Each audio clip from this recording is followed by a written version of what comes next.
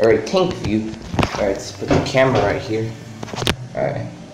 Right here. Alright. I need to be really careful because back in February 2015 I broke this tank lid. Yep. Need to be really careful because back in February 2015 I broke this tank lid. See the crack right there? Oh shit. Well, I need to get a new tank there. I did broke it. Oh shit, I need to put this camera up there here.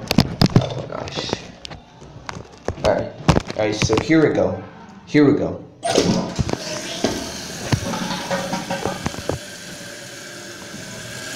1.28 gallons per flush. 1.28, I guess. Yep. Alright, so yeah.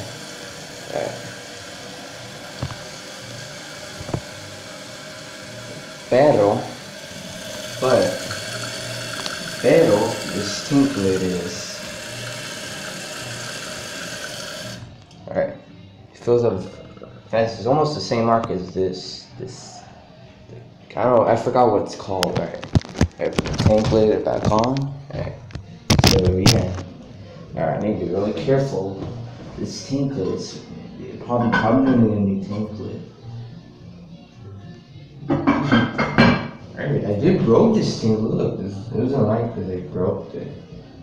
Alright. So bye guys.